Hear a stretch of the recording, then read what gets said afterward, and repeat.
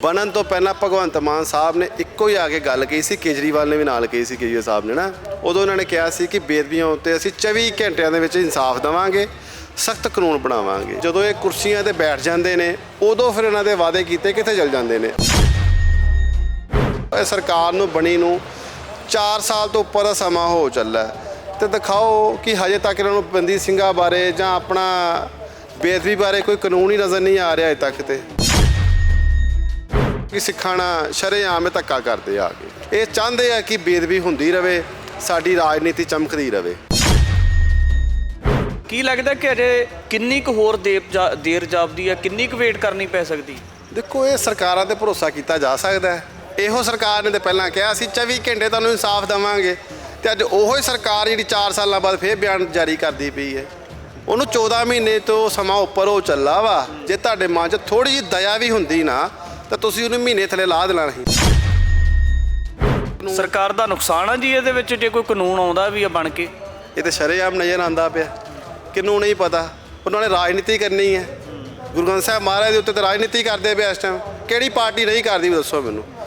सारियां पार्टियां कि इक्को गल कहनी है कि गुरु ग्रंथ साहिब की बेदबी रोकांगे। भाई रोकनी कदों जे सरकार तुहाडी बन जाती फिर रोकदे क्यों नहीं पे जे? असल दे विच साडी इस टाइम कौम क्यों तरासदी है, जरनैल ही कोई नहीं है।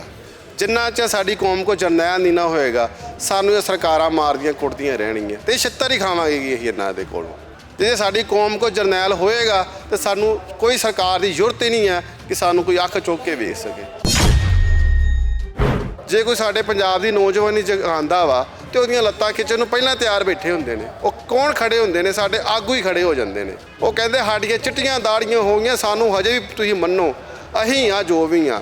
ਇਹ ਤੁਹਾਨੂੰ ਅੱਜ ਦੇ ਨੌਜਵਾਨਾਂ ਨੂੰ ਛੋਕਰਿਆਂ ਨੂੰ ਕੁਝ ਨਹੀਂ ਸਮਝਦੇ। ਮੈਨੂੰ ਇਹ ਨਹੀਂ ਸਮਝ ਆ ਰਿਹਾ ਗੁਰਜੀਤ ਸਿੰਘ ਆਪਣੇ ਘਰ ਦੇ ਮੁੱਦੇ ਲੈ ਕੇ ਆਇਆ ਜਿਹੜਾ ਤੁਸੀਂ ਉਹਦਾ ਸਾਥ ਨਹੀਂ ਦੇ ਰਹੇ। ਉਹ ਗੁਰੂ ਗ੍ਰੰਥ ਸਾਹਿਬ ਮਹਾਰਾਜ ਦੀ ਬੇਦਬੀ ਵਾਸਤੇ ਆ ਰਿਹਾ। ਦੇਖੋ ਕਿਸੇ ਨੂੰ ਤੇ ਕਿਸੇ ਨੂੰ ਅੱਗੇ ਲੱਗਣਾ ਹੀ ਪੈਣਾ। ਜੋ ਵੀਰ ਸਾਡਾ ਅੱਗੇ ਲੱਗ ਗਿਆ ਤਾਂ ਸਾਡਾ ਇਸ ਟਾਈਮ ਉਹਦਾ ਸਾਥ ਦੇਣਾ ਫਰਜ਼ ਬਣਦਾ, ਨਾ ਕਿ ਰਜਾਈਆਂ ਵਿੱਚ ਬਹਿ ਕੇ ਕਮੈਂਟ ਕਰਨ ਦਾ ਫਰਜ਼ ਬਣਦਾ ਸਾਡਾ। ਤੇ ਇਹ ਹੁਣ ਸਾਡੀ ਕਹਿ ਲਓ ਕਿ ਜਿਹੜੇ ਸਿੱਖ ਆਗੂ ਖਾਸ ਕਰਕੇ ਮੈਂ ਇਹਨਾਂ ਨੂੰ ਕਹਿਣਾ ਚਾਹੁੰਦਾ, ਇਹ ਉਹਦੀ ਮੌਤ ਦਾ ਵੇਟ ਕਰਦੇ ਪਏ ਨੇ ਕਦੋਂ ਇਹ ਮਰੇ ਤੇ ਇਹਦੀ ਜਾ ਕੇ ਦੇਹ ਦੇ ਉੱਤੇ ਕਹੀਏ ਕਿ ਆ ਕੇ ਫਿਰ ਜਿੱਦਾਂ ਦੀਪ ਸਿੱਧੂ ਨੇ ਭੋਗਾਂ ਦੇ ਇਕੱਠ ਕਰਕੇ ਵਿਖਾਤਾ ਸੀ ਲੱਖਾਂ ਦਾ, ਇੱਥੇ ਵੀ ਲੱਖਾਂ ਦਾ ਬਾਅਦ ਚੋਂ ਇਕੱਠ ਕਰਕੇ ਵਿਖਾ ਦੇਣਗੇ। ਗੁਰਜੀਤ ਤੇਰੀ ਸੋਚ ਤੇ ਪਹਿਰਾ ਦਿਆਂਗੇ ਠੋਕ ਕੇ। ਕੱਲ੍ਹ ਨੂੰ ਇਹ ਨਾਰੇ ਲੱਗਣੇ ਤੇ ਜਦੋਂ ਗੁਰੂ ਮਤਲਬ ਵੀਰ ਆਪਣਾ ਚਲਾ ਗਿਆ। ਪਰ ਜੇ ਆਪਾਂ ਜਿਉਂਦੇ ਜੀ ਵੀਰ ਦਾ ਸਾਥ ਦੇ ਦਈਏ ਤਾਂ ਕੀ ਹਰਜ ਕੀ ਹੈ?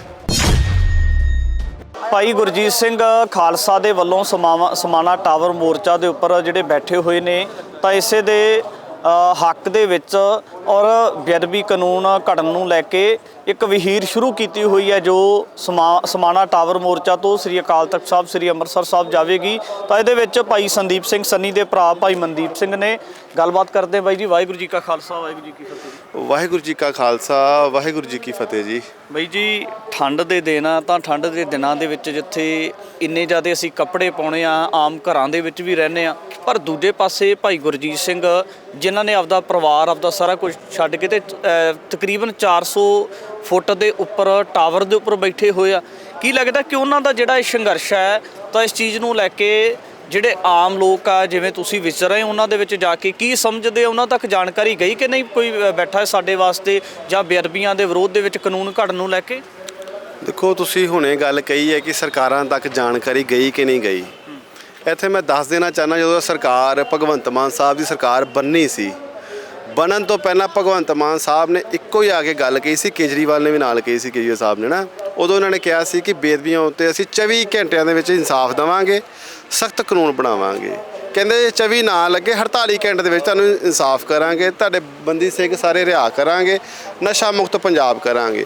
ਪਰ ਮੈਨੂੰ ਇਹ ਨਹੀਂ ਸਮਝ ਲੱਗਦਾ ਜਦੋਂ ਇਹ ਕੁਰਸੀਆਂ 'ਤੇ ਬੈਠ ਜਾਂਦੇ ਨੇ ਉਦੋਂ ਫਿਰ ਇਹਨਾਂ ਦੇ ਵਾਅਦੇ ਕੀਤੇ ਕਿੱਥੇ ਚਲ ਜਾਂਦੇ ਨੇ। ਅੱਜ ਵੇਖੋ ਇਹ ਸਰਕਾਰ ਨੂੰ ਬਣੀ ਨੂੰ 4 ਸਾਲ ਤੋਂ ਉੱਪਰ ਦਾ ਸਮਾਂ ਹੋ ਚੱਲਾ ਤੇ ਦਿਖਾਓ ਕਿ ਹਜੇ ਤੱਕ ਇਹਨਾਂ ਨੂੰ ਬੰਦੀ ਸਿੰਘਾਂ ਬਾਰੇ ਜਾਂ ਆਪਣਾ ਬੇਦਬੀ ਬਾਰੇ ਕੋਈ ਕਾਨੂੰਨ ਹੀ ਨਜ਼ਰ ਨਹੀਂ ਆ ਰਿਹਾ ਅਜੇ ਤੱਕ ਤੇ।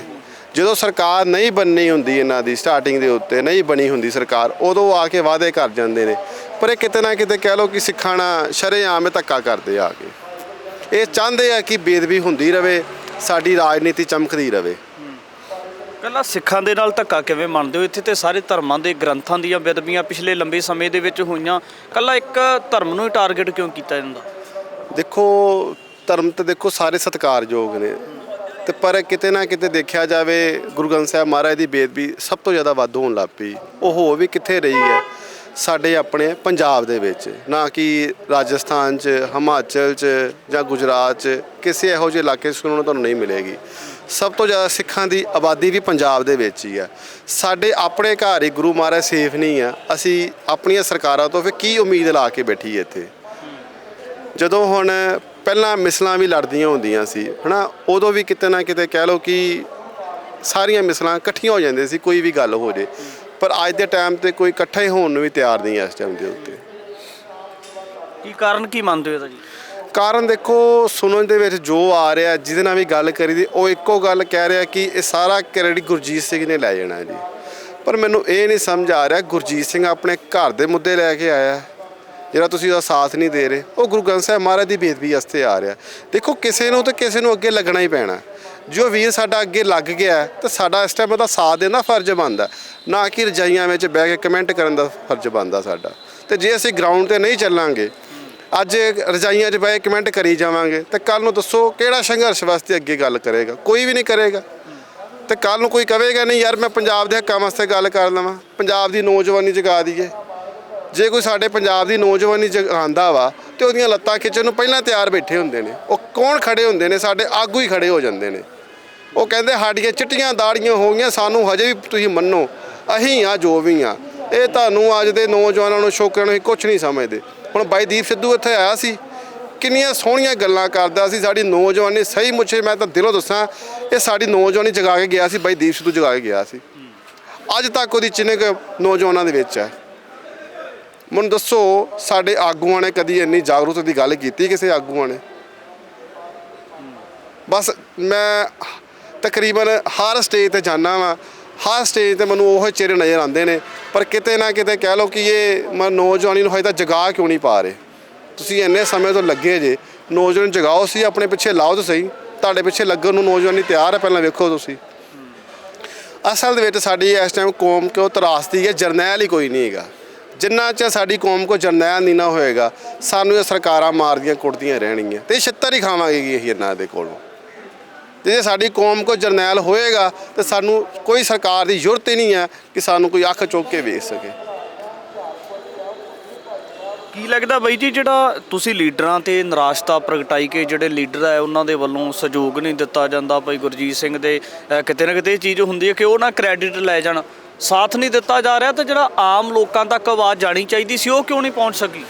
ਦੇਖੋ ਜਿਹੜੀ ਗੱਲ ਕੀਤੀ ਤੁਸੀਂ, ਕ੍ਰੈਡਿਟ ਗੁਰਜੀਤ ਸਿੰਘ ਕਿਉਂ ਲੈ ਜੇ, ਹੈ ਨਾ ਬਈ? ਦੇਖੋ ਉਹ ਗੁਰਜੀਤ ਸਿੰਘ ਸਾਲ ਤੋਂ ਉੱਪਰ ਹੋ ਚਲਾ, ਸਮੇਂ ਤੋਂ ਉੱਪਰ ਬੈਠਾ 400 ਫੁੱਟ ਟਾਵਰ ਦੇ ਉੱਪਰ, ਹੈ ਨਾ। ਉਹਨੇ ਮੀਂਹ ਵੀ ਉੱਥੇ ਵੇਖੀ, ਹਨੇਰੀ ਵੀ ਵੇਖੀ, ਠੰਡ ਵੀ ਵੇਖੀ, ਸਾਰਾ ਕੁਝ ਆਪਣੇ ਸਰੀਰ ਤੇ ਸਹਿਆ। ਕਦੀ ਉਹਦੇ ਸਰੀਰ ਨੂੰ ਕੋਈ ਬਿਮਾਰੀ ਨਹੀਂ ਸੀ, ਕੋਈ ਮਤਲਬ ਇਸ ਤਰ੍ਹਾਂ ਦਾ ਰੋਗ ਸੁਣਿਆ ਨਹੀਂ। ਤੇ ਪਰਿਵਾਰ ਦੇ ਆਪਾਂ ਮਤਲਬ ਮਾਤਾ ਜੀ ਨਾਲ ਤਾਂ ਆਪਾਂ ਗੱਲ ਕਰਦੇ, ਹੁਣ ਉਹ ਵੀਰ ਨੂੰ ਸ਼ੂਗਰ ਵੀ ਹੈ, BP ਵੀ ਹੈ, ਕਿੰਨੀਆਂ ਬਿਮਾਰੀਆਂ ਵੇਖੋ ਵੀਰ ਨੂੰ ਲੱਗ ਚੁੱਕੀਆਂ, ਹੈ ਨਾ।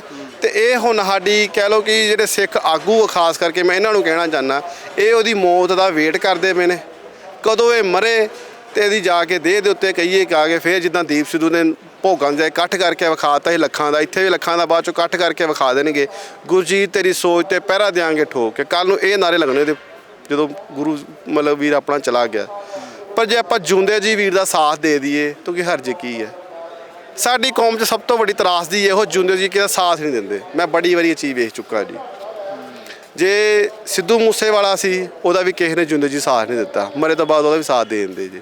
ਜੇ ਆਪਣਾ ਕਬੱਡੀ ਖਿਡਾਰੀ ਸੰਦੀਪ ਨੰਗਲ ਅੰਬੀਆ, ਉਹਦਾ ਵੀ ਸਾਥ ਨਹੀਂ ਦਿੱਤਾ। ਕਿਤੇ ਨਾ ਕਿਤੇ ਹੁਣ ਜੇ ਆਪਣੇ ਕਹਿ ਲਓ ਕੌਮ ਦੇ ਆਪਾਂ ਹੀਰੇ ਆਪਣੇ ਸਾਰੇ ਗਵਾਈ ਜਾਵਾਂਗੇ ਤੇ ਕੱਲ ਨੂੰ ਕੋਈ ਅੱਗੇ ਲੱਗੂਗਾ? ਕਿਸੇ ਨੇ ਨਹੀਂ ਅੱਗੇ ਲੱਗਣਾ। ਜੇ ਆਪਾਂ ਇਹਨਾਂ ਦਾ ਸਾਥ ਜਿਉਂਦੇ ਦੇ ਦਾਂਗੇ ਤਾਂ ਜ਼ਿਆਦਾ ਵਧੀਆ। ਤੁਸੀਂ ਗੱਲ ਕਰਦੇ ਹੋ ਜਿਹੜੇ ਸਿਆਸਤਦਾਨਾਂ ਦੇ ਨਾਲ ਜਿਹੜੇ ਸਾਡੇ ਲੀਡਰ ਹੈ, ਜਿਹੜੇ ਕੌਮ ਦੇ ਆਗੂ ਆ, ਤਾਂ ਉਹਨਾਂ ਦੇ ਕੀ ਜਾਪਦਾ ਕਿ ਕਿਸੇ ਤਰ੍ਹਾਂ ਦੀ ਕੋਈ ਹੋਰ ਵੀ ਮਜਬੂਰੀ ਇਹ ਤੋਂ ਬਿਨਾਂ ਨਜ਼ਰ ਆਉਂਦੀ ਵੀ ਜਿਹੜਾ ਉਹ ਖੁੱਲ੍ਹੇਆਮ ਤਰੀਕੇ ਦੇ ਨਾਲ ਸਾਥ ਦੇਣ ਵਾਸਤੇ ਤਿਆਰ ਨਹੀਂ, ਜਾਂ ਕਿਤੇ ਇਹ ਤੇ ਨਹੀਂ ਕਿਤੇ ਸਰਕਾਰ ਦੇ ਨਾਲ ਕੋਈ ਜ਼ਿਆਦਾ ਨੇੜਤਾ ਹੋਵੇ ਜਾਂ ਸਾਂਝਗਾੜ ਹੋਵੇ, ਉਹਨਾਂ ਨੂੰ ਇਹ ਹੋਵੇ ਕਿ ਸਾਡਾ ਕੋਈ ਇੱਦਾਂ ਦਾ ਲੀਡਰ ਨਾ ਰੁੱਸ ਜੇ ਜਾਂ ਸਰਕਾਰ ਨਾਲ ਨਿਰਾਸ਼ ਹੋ ਜੇ? ਇਹ ਤਾਂ ਸ਼ਰੇਆਮ ਹੀ ਨਜ਼ਰ ਆ ਰਿਹਾ, ਕਿਹਨੂੰ ਨਹੀਂ ਪਤਾ ਲੱਗ ਰਿਹਾ। ਇਹ ਸਾਰੀ ਸਾਂਝਗਾਠ ਸਰਕਾਰਾਂ ਦੇ ਨਾਲ ਚੱਲਦੀ ਪਈ ਹੈ ਤੇ ਤਾਦੀ ਨਾਲ ਨਹੀਂ ਚੱਲਦੇ ਪਏ ਖੁੱਲ੍ਹ ਕੇ। ਸਰਕਾਰਾਂ ਨੇ ਚੂੜੀ ਟੈਟ ਕੀਤੀ ਇਹਨਾਂ ਦੀ ਕਿ ਤੁਸੀਂ ਜਾਇਓ ਨਾ, ਕਿਉਂਕਿ ਉਹਨਾਂ ਨੇ ਕੰਮ ਲੈਣੇ ਉਹਨਾਂ ਕੋਲ, ਤਾਂ ਨਹੀਂ ਜਾਂਦੇ ਪਏ। ਹੁਣ ਇੱਕ ਤੁਸੀਂ ਇਕੱਠ ਵੇਖਿਆ ਇਸ ਸਮਾਣੇ ਸ਼ਹਿਰ ਦੇ ਵਿੱਚ ਜਦੋਂ ਵਹੀਰ ਚੱਲਣੀ ਸੀ, ਇੱਕ ਉਹ ਇਕੱਠ, ਇੱਕ ਅੱਜ ਦਾ ਇਕੱਠ ਵੇਖ ਲਓ, ਜ਼ਮੀਨ ਅਸਮਾਨ ਦਾ ਫਰਕ ਹੈ। ਤੇ ਇੱਕ ਤੁਹਾਨੂੰ ਮੈਂ ਹੋਰ ਦੱਸ ਦੇਵਾਂ, ਇੱਕ ਤੁਸੀਂ ਇਕੱਠ ਹੋਰ ਵੇਖੋਗੇ ਜਦੋਂ 15 ਤਰੀਕ ਨੂੰ ਵਹੀਰ ਉੱਥੇ ਪਹੁੰਚਣੀ ਹੈ, 16 ਤਰੀਕ ਨੂੰ ਅਰਦਾਸ ਬੇਨਤੀ ਨੂੰ ਤੁਹਾਨੂੰ ਉੱਥੇ ਵੀ ਇਕੱਠ ਨਜ਼ਰ ਆਏਗਾ, ਉੱਥੇ ਵੀ ਤੁਹਾਨੂੰ ਸਾਰੇ ਚਿਹਰੇ ਨਜ਼ਰ ਆਉਣਗੇ। ਕਿਉਂ ਕਿ ਸਮਾਪਤੀ ਟਾਈਮ ਹੈ। ਇਹ ਕਿਤੇ ਨਾ ਕਿਤੇ ਸਾਡੀ ਕੌਮ ਦੀ ਤਰਾਸਦੀ ਆ। ਆਪਾਂ ਕੋਈ ਵੀਰ ਜੇ ਚੜ੍ਹ ਜਾਂਦਾ ਟਾਵਰ ਦੇ ਉੱਪਰ ਜਾਂ ਕਿਤੇ ਵੀ ਕਹਿ ਲਓ ਕਿ ਆਪਣੇ ਪੰਜਾਬ ਦੀ ਹੱਕਾਂ ਦੀ ਗੱਲ ਕਰਦਾ ਵਾ, ਪਰ ਸਾਡੀ ਕਹਿ ਲਓ ਕਿ ਆਗੂ ਜਿਹੜੇ ਆ ਉਹ ਸਾਥ ਨਹੀਂ ਦਿੰਦੇ, ਪਤਾ ਨਹੀਂ ਕਿਉਂ ਇਸ ਤਰ੍ਹਾਂ ਦੇ ਕੰਮ ਕਰਦੇ ਪਏ। ਗੁਰਜੀਤ ਸਿੰਘ ਨੇ ਸਾਰੇ ਧਰਮਾਂ ਦੇ ਜਿਹੜੇ ਧਾਰਮਿਕ ਗ੍ਰੰਥ ਉਹਨਾਂ ਦੀ ਬੇਅਦਬੀ ਦੇ ਵਿਰੋਧ ਦੇ ਵਿੱਚ ਕਾਨੂੰਨ ਘੜਨ ਨੂੰ ਲੈ ਕੇ ਗੱਲ ਕੀਤੀ ਆ। ਕੀ ਲੱਗਦਾ ਇੱਥੇ ਸਿੱਖ ਵੀ ਆ ਗਏ, ਰਾਮ ਸਿੰਘ ਰਾਣਾ ਵਰਗੇ ਜਿਹੜੇ ਹਿੰਦੂ ਭਾਈਚਾਰੇ ਦੇ ਨਾਲ ਸੰਬੰਧ ਰੱਖਣ ਵਾਲੇ ਲੋਕ ਉਹ ਵੀ ਆ ਗਏ, ਜਿਹੜੇ ਹੋਰ ਧਰਮਾਂ ਦੇ ਲੋਕ ਆ ਉਹਨਾਂ ਦੇ ਵੱਲੋਂ ਸਹਿਯੋਗ ਕਿਉਂ ਨਹੀਂ ਆ? ਦੇਖੋ ਸਾਰੇ ਧਰਮ ਸਤਿਕਾਰਯੋਗ ਹੈ, ਚਾਹੇ ਮੁਸਲਮਾਨ ਧਰਮ ਹੈ, ਚਾਹੇ ਸਿੱਖ ਧਰਮ ਹੈ, ਚਾਹੇ ਹਿੰਦੂ ਧਰਮ ਹੈ ਨਾ, ਸਾਰੇ ਧਰਮ ਸਤਿਕਾਰਯੋਗ। ਮੈਂ ਤੁਹਾਡੇ ਮਾਧਿਅਮ ਨਾਲ ਸਾਰਿਆਂ ਨੂੰ ਬੇਨਤੀ ਕਰਨਾ ਚਾਹੁੰਦਾ ਵਾਂ ਕਿ ਸਾਰੇ ਜ਼ਰੂਰ ਆਓ, ਹਾਜ਼ਰੀ ਭਰੋ, ਆਪਣੇ ਕੀਮਤੀ ਸਮੇਂ ਵਿੱਚੋਂ ਸਮਾਂ ਜ਼ਰੂਰ ਕੱਢੋ। 1 ਤਰੀਕ ਤੋਂ ਲੈ ਕੇ ਵਹੀਰ ਚਾਲੂ ਹੋਈ ਹੈ, ਗੁਰੂਆਂ ਦੀ ਵਹੀਰ ਹੈ ਨਾ, ਗੁਰੂ ਸਾਹਿਬ ਦੀ ਅਗਵਾਈ 'ਚ ਸਾਰਾ ਕੁਝ ਚੱਲਦਾ ਪਿਆ। ਪਰ ਸਮਾਣੇ ਟਾਵਰ ਤੋਂ ਹੁੰਦੇ ਹੋਏ ਪਟਿਆਲੇ, ਫਤਿਹਗੜ੍ਹ ਸਾਹਿਬ, ਅੱਜ ਮੰਡੀ ਗੋਬਿੰਦਗੜ੍ਹ, ਫਿਰ ਉਸ ਤੋਂ ਬਾਅਦ ਲੁਧਿਆਣੇ, ਜਲੰਧਰ, ਬਿਆਸ, ਲਾਸਟ 'ਤੇ ਆਪਣਾ ਜਿਹੜਾ ਪੜਾਅ ਸਮਾਪਤੀ ਹੋਣੀ ਆ ਉਹ ਹਰਿਮੰਦਰ ਸਾਹਿਬ ਜਾ ਕੇ ਹੋਣੀ 15 ਤਰੀਕ ਨੂੰ। ਪਰ ਮੈਂ ਤਾਂ ਤੁਹਾਡੇ ਮਾਧਿਅਮ ਨਾਲ ਜਿੰਨੀਆਂ ਵੀ ਸੰਗਤਾਂ ਸੁਣਨੀਆਂ, ਚਾਹੇ ਹਿੰਦੂ ਹੈ, ਚਾਹੇ ਸਿੱਖ ਹੈ, ਚਾਹੇ ਈਸਾਈ ਹੈ, ਕੋਈ ਵੀ ਹੈ, ਕਿ ਚਾਹੇ ਕਿਸਾਨ ਜਥੇਬੰਦੀਆਂ ਨਾ, ਸਾਰਿਆਂ ਨੂੰ ਬੇਨਤੀ ਕਰਦਾ ਜ਼ਰੂਰ ਆਓ, ਹਾਜ਼ਰੀ ਭਰੋ। ਜੇ ਤੁਸੀਂ ਹੁਣ ਦੇਖੋ ਅੱਜ 6ਵਾਂ ਦਿਨ ਹੈ ਨਾ, ਪਿੱਛੇ ਰਹਿ ਕਿੰਨੇ ਗਏ 9 ਕੁ ਦਿਨ ਰਹਿ ਗਏ ਪਿੱਛੇ ਹੈ ਨਾ। 9 ਦਿਨ ਦੇ ਵਿੱਚ ਵੀ ਤੁਸੀਂ, ਜੇ ਮੈਂ ਨਹੀਂ ਕਹਿੰਦਾ ਤੁਸੀਂ 9 ਦਿਨ ਹੀ ਹਾਜ਼ਰੀ ਭਰੋ, ਤੁਸੀਂ ਚਾਹੇ 1 ਘੰਟਾ ਆਓ, ਚਾਹੇ 10 ਮਿੰਟ ਆਓ, ਚਾਹੇ 15 ਮਿੰਟ ਆਓ, ਪਰ ਹਾਜ਼ਰੀ ਜ਼ਰੂਰ ਭਰੋ। ਇਹ ਤੁਸੀਂ ਸਾਡੇ ਵਾਸਤੇ ਨਹੀਂ ਹੋਣਾ, ਨਾ ਗੁਰਜੀਤ ਸਿੰਘ ਕਰਕੇ ਆਣਾ, ਨਾ ਮੈਂ ਅੱਜ ਗੁਰਜੀਤ ਸਿੰਘ ਕਰਕੇ ਚੱਲਦਾ ਮੈਂ ਚੱਲਦਾ ਗੁਰੂ ਮਹਾਰਾਜ ਦੀ ਜਿਹੜੀ ਬੇਦਬੀ ਹੋ ਰਹੀ ਉਹਦੇ ਕਰਕੇ ਹੀ ਚੱਲਦੇ ਵੇ ਸਾਰੇ ਜਾਣੇ। ਤੇ ਜੇ ਆਪਾਂ ਮਨ 'ਚ ਸੋਚ ਕੇ ਰੱਖੀਏ ਕਿ ਨਹੀਂ ਜੀ ਸਾਰਾ ਕ੍ਰੈਡਿਟ ਗੁਰਜੀਤ ਸਿੰਘ ਨੇ ਲੈ ਜਾਣਾ, ਉਹ ਬਾਈ ਜੇ ਲੈ ਵੀ ਜਾਵੇ ਤਾਂ ਕੀ ਹੋਣ ਲੱਗਾ? ਤਪੱਸਿਆ ਵੀ ਤਾਂ ਉਹੀ ਕਰਨ ਦਿਆ ਵਾ। ਉਹ ਪਹਿਲੀ ਗੱਲ ਤੇ ਉੱਪਰੋਂ ਚੀਕ ਕੇ ਕਹਿੰਦਾ ਵਾ ਮੈਨੂੰ ਕੋਈ ਕ੍ਰੈਡਿਟ ਨਹੀਂ ਚਾਹੀਦਾ, ਗੁਰੂ ਸਾਹਿਬ ਦੀ ਬੇਦਬੀ ਨਹੀਂ ਹੋਣੀ ਚਾਹੀਦੀ। ਉਹ ਵੀਰ ਝੁਕਿਆ ਨਹੀਂ ਕਿਸੇ ਅੱਗੇ ਹਜੇ ਤੱਕ, ਉਹਨੂੰ ਕਿੰਨੀਆਂ ਆਫਰਾਂ ਆ ਚੁੱਕੀਆਂ, ਹਜੇ ਵੀ ਆਪਾਂ ਯਾਰ ਕੀ ਲੱਭਦੇ ਪਏ ਆ। ਬੰਦੇ ਨੂੰ ਆਖਵੇ ਪਰਖਣਾ ਹੋਵੇ ਨਾ 1 ਮਹੀਨੇ 'ਚ ਪਰਖਿਆ ਜਾਂਦਾ, ਜਿਹੜਾ ਇੰਨੀ ਉੱਚੀ ਬੈਠਾ ਹੋਵੇ।